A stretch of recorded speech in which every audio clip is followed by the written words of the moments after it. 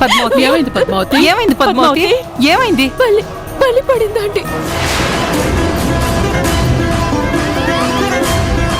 బల్లేనా? అదేదో పామోతేలో పడ్డట్టు అంత హడలిపోతున్నావెందుకు? అదేంటి మీనాక్షి, బల్లి అని అంత తేలిగ్గా తీసిపారేశావు? బల్లి మనిషి మీద పడడం అంత మంచిది కాదు, అనర్థం.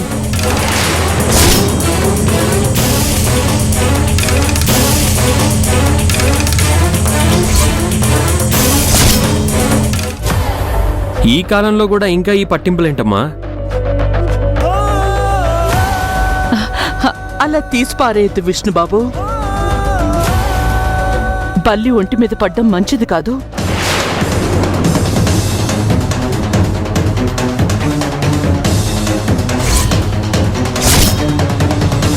పద్మావతి, అసలు నిజంగా పడింది బల్లేనా? బల్లి. కానీ కంగారు పడాల్సింది ఏమీ లేదు. అలాంటవేంటి కామాక్షి? అమ్మా పద్మావతి, అదెక్కడ పడింది? అది నా నెత్తి మీద నుండి భుజం మీద పడి కింద పడింది.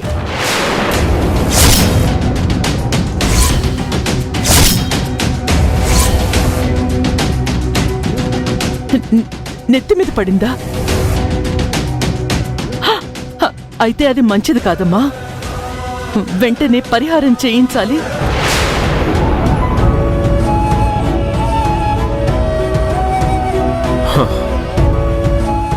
ఏంటంటే మీరు కూడా ఇల్లు అన్న తర్వాత బల్లులుండవా? అవి ఏదో ఒక టైంలో అదుపు తప్పి కింద పడవా? అలా పడుతున్న టైంలో పద్మావతి అక్కడుంది, అది పద్మావతి మీద పడింది. ఇందులో బల్లి తప్పే ఉంది? పడ్డం వల్ల పద్మావతికి నష్టమే ఉంది. పద్మావతి, నీకంత ఇబ్బందిగా అనిపిస్తే వెళ్ళి తలస్నానం చెయ్యి. ప్రతిదీ అలా కొట్టిపడేయకూడదు విష్ణు. బల్లి అనేది మనిషి ఒంటి మీద ఒక్కో ప్లేస్లో పడితే ఒక్కో రకమైన అనర్థం జరుగుతుంది. ఇది నేను చెప్పేది కాదు, ఎప్పటినుంచో వస్తున్న ఆచారం.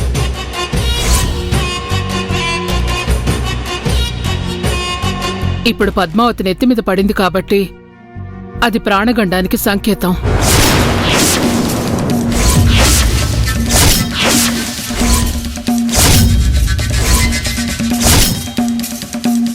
అమ్మా, ఏంటిది?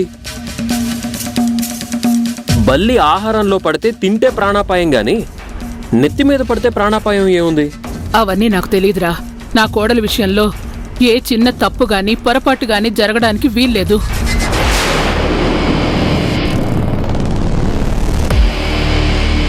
ఎవరు ఏమనుకున్నా దీనికి నేను పరిహారం జరిపిస్తాను.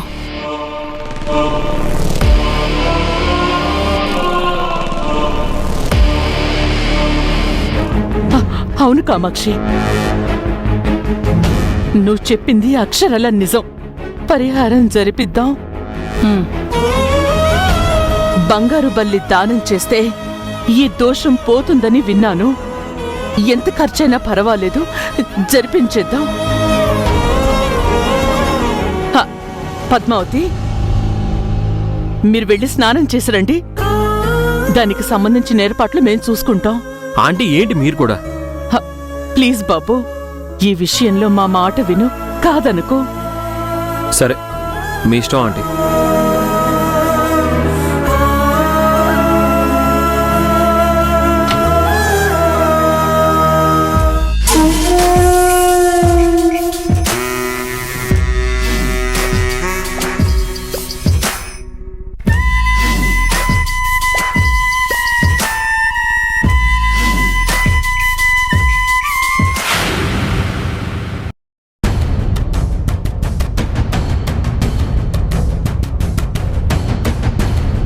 చూడు పద్మావతి, నువ్వేం కంగారు పడాల్సిన అవసరం లేదు.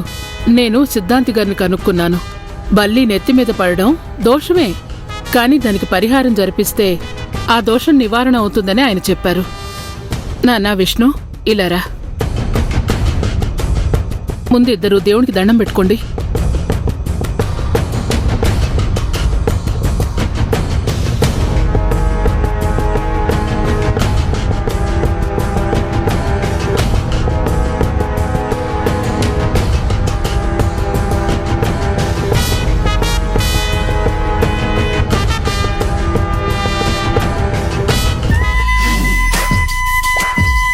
ఎట్టి పరిస్థితుల్లోనూ ఈ హనీమూన్ ట్రిప్ క్యాన్సిల్ అవ్వాలి. నేను అనుకున్నట్టు అది ఇంటి కోడలుగా పూర్తి అర్హత సాధించే అవకాశం లేకుండా పోవాలి. అలా జరిగేలా చేయి స్వామి.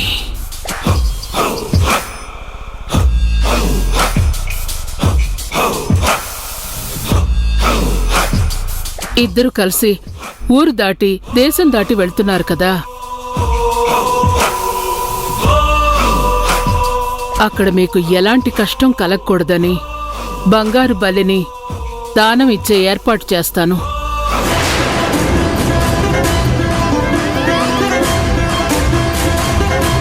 మీ ట్రిప్ కంప్లీట్ చేసుకుని వచ్చేంత వరకు నేనిక్కడ అన్ని గుళ్ళల్లో మీ పేరు మీద అర్చనలు అభిషేకాలు జరిపిస్తాను.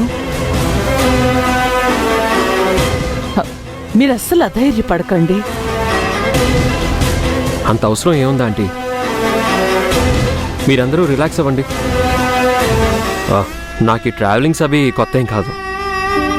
నేను పద్మావతిని జాగ్రత్తగా చూసుకుంటానులేండి. నువ్వు చూసుకుంటావు నాన్నా, కానీ పేరెంట్స్గా మాకు కొంచెం దిగులు భయం ఉంటుంది కదా. చాలు చాలు, విష్ణు ఏం చిన్న పిల్లాడు కాదు. వాడికి ఫారెన్ ట్రిప్ కొత్తవి కాదు. మీరు భయపడి వాణ్ణి భయపెట్టకండి.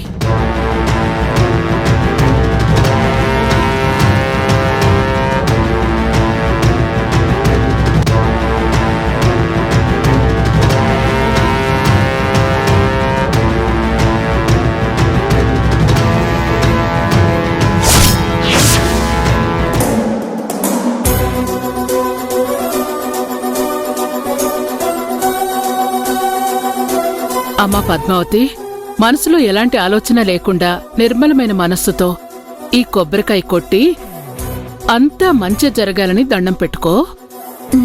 సరే అత్తయ్య.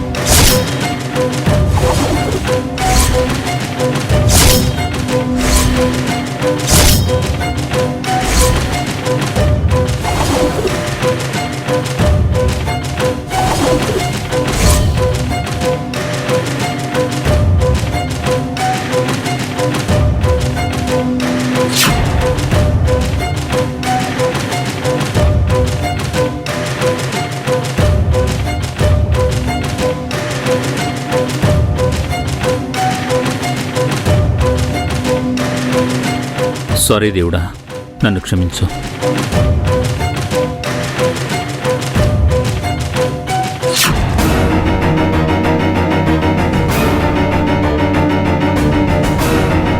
అయ్యో, కొబ్బరికాయ కుళ్ళిపోయినట్టుందే. బయట చూస్తే బాగానే ఉందా ఆంటీ? ఇదేంటి ఇలా జరిగింది? కొబ్బరికాయ మురిగిపోవడం అంటే అశుభం. అమ్మా ఏంటమ్మా ప్రతిదానికి అలా మాట్లాడతావు? కొబ్బరికాయ అన్న తర్వాత మురిగిపోకుండా పాడైపోకుండా ఉంటుందా? కొబ్బరికాయ పాడైపోవడం సహజమే నాన్నా.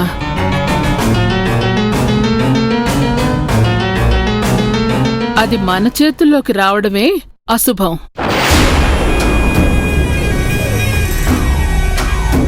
మనం ఏదైనా కోరుకున్నప్పుడు ఆ వచ్చే ప్రతిఫలం ఎలా ఉండబోతుందో ముందే హెచ్చరించే చిహ్నంగా దీన్ని మనం భావించాలి.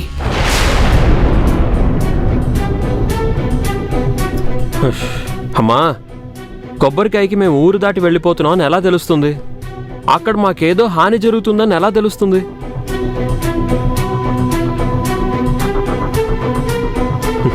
ప్రాణం ఉన్న మనుషులకి మనం కనిపెట్టిన యంత్రాలకు కూడా నెక్స్ట్ సెకండ్ ఏమవుతుందో తెలియనప్పుడు ఓ కొబ్బరికాయ భవిష్యత్తు ఎలా చెప్తుందమ్మా? అలా తీసి పారేయడానికి లేదు బాబు. శుభకార్యం తలపెట్టినప్పుడు కొబ్బరికాయ పగిలే విధానాన్ని బట్టి ఆ కార్యం ఎలా నెరవేరబోతుందో అనేది తెలుస్తుంది. ఇది ఇప్పటికిప్పుడు మనం అనుకునే మాటలు కావు, పూర్వకాలం నుంచి వస్తున్న విషయమే. అవునరా, ఇంతకు ముందు చూస్తే బల్లి పడింది, ఇప్పుడు కొబ్బరికాయ. ఇలా ముందు ముందు ఇంకెన్ని అనర్థాలు జరుగుతాయో, ఎలాంటి ఘోరాలు చూడాలో.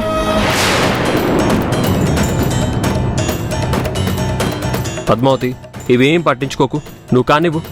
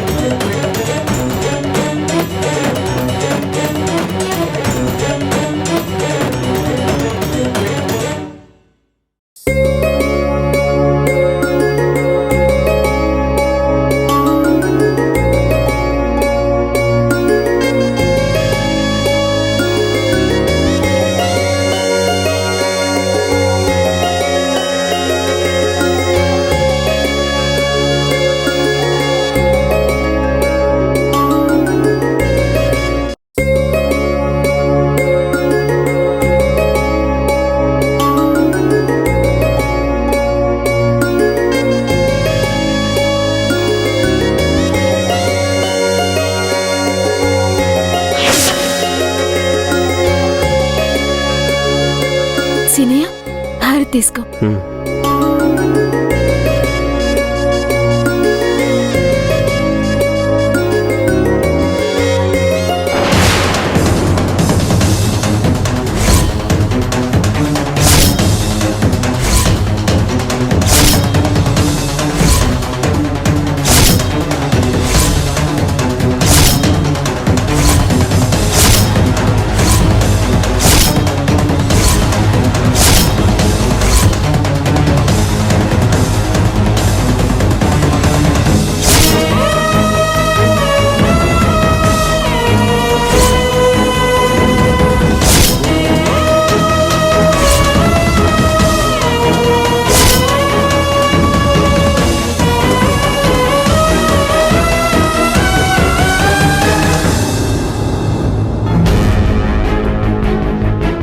అదేదో గాలికి ఆరిపోయినట్టుంది పద్మావతి, నువ్వు మళ్ళీ వెలిగించు.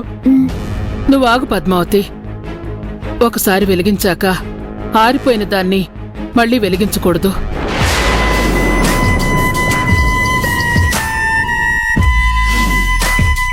ఏంటిది? ప్రతి సందర్భంలోనూ ఇలాంటి అపశకునం ఎదురవుతుంది. ముందు బల్లి, తర్వాత కొబ్బరికాయ, ఇప్పుడు హారతి. ఇవన్నీ చూస్తుంటే వీళ్ళిద్దరికీ ఏదో ఆపద సంభవించబోతుందన్న అనుమానం కలుగుతుంది నాకు.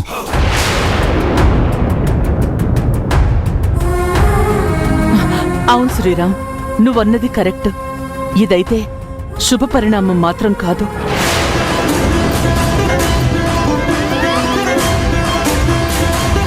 బాబాయ్, ఆంటీ, ప్రతిదానికి ఇంతలా రియాక్ట్ అవ్వాల్సిన అవసరం లేదు. బల్లేదో అదుపు తప్పి పడింది, కొబ్బరికాయ ఎక్స్పైర్ అయిపోయి కుళ్ళిపోయింది. గాలికి హారతి ఆరిపోయింది. That's all. అంతేగాని వీటి గురించి ఎక్కువగా ఆలోచిస్తే అడవుల్లో ఉండే వాళ్ళకి మనకి తేడా ఉండదు. నువ్వెన్ని లాజిక్స్ అయినా చెప్పరా, ఇలాంటి టైంలో మాత్రం మీరు రిస్క్ చేస్తానంటే నేను ఒప్పుకోను.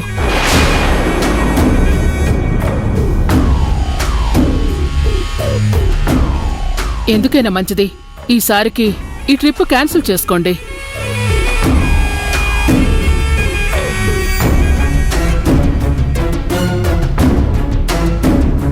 కొద్ది రోజులు ఆగిన తర్వాత మళ్ళీ ప్లాన్ చేద్దాం.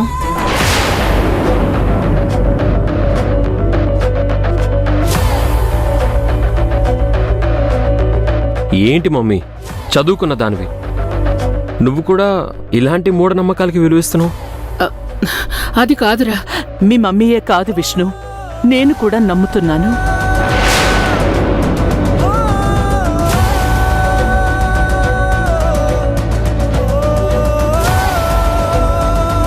నువ్వన్నట్టే అవి మూఢనమ్మకాలే అనుకుందాం. అయినా సరే ఇప్పుడు మీరు వెళ్ళటం నాకిష్టం లేదు బాబు.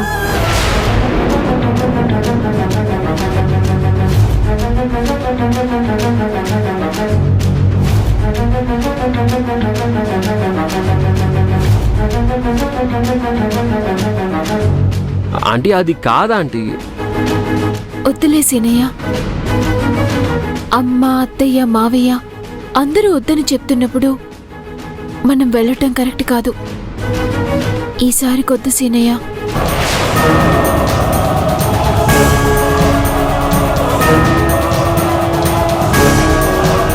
అవును విష్ణుబాబు, పద్మావతి చెప్పింది కరెక్టే. మీ ట్రిప్ ఎలాగూ క్యాన్సిల్ అయింది కాబట్టి ఆ 3 రాత్రులేవో ఇక్కడే జరిపించేద్దాం.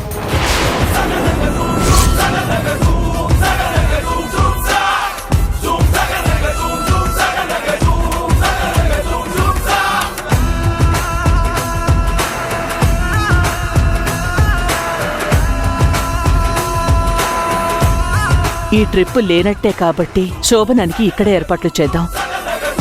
అలాగే వదినా. పద మీనాక్షి.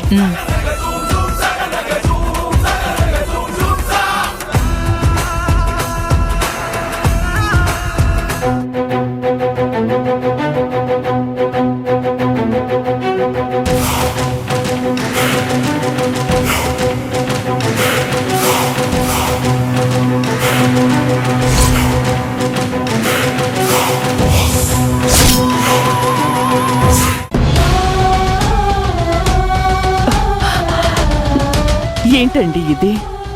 ఎంతో ఆశపడి పిల్లలిద్దరినీ హనీమూన్కి పంపిద్దామని ప్లాన్ చేసి అంతా అనుకుని సిద్ధం చేస్తే ఇలా అడుగడుగున అపశకునాలే ఎదురయ్యాయి.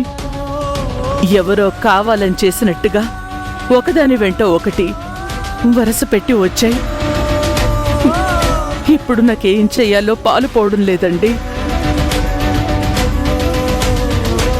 ఇన్ని రోజులు ఇన్ని కష్టాలు పడి ఎట్టకేలకొకటైన వాళ్ళు వాళ్ళ జీవితంలో జరిగిన కష్టాలన్నీ మర్చిపోయి 4 రోజులు ఇక్కడి మనుషులకి, ఈ ఇంటికి, ఇక్కడి వాతావరణానికి దూరం పంపిద్దామని వాళ్ళని సంతోషంగా ఉంచాలని ఎంతగానో ఆశపడ్డాను. ఇలా జరుగుతుందని ఊహించలేదు. ఇప్పుడు నేనేం చెయ్యాలి? జరిగిన 3 సంఘటనలు యాదృచ్ఛికంగా జరిగాయి అనుకోవాలా, లేక అపశకునాలని, జరగబోయే ఆపదకి సూచనలని భావించాలా? ఏం చెయ్యాలి? నాకు ఎటూ పాలు పోవడం లేదు. నాకు మీరే ఓ దారి చూపించాలి. వాళ్ళిద్దరూ ఈరోజు ఇలా ఒకటయ్యారు అంటే అది మీ ఆశీర్వాద బలం చేతనే. నేను సంకటంలో ఉన్న ప్రతిసారి మీ నుండి ఏదో ఒక మెసేజ్ నాకు అందుతోంది. అలాగే ఈసారి కూడా మీరే నిర్ణయించాలి. వాళ్ళిద్దరినీ పంపించాలా వద్దా అని.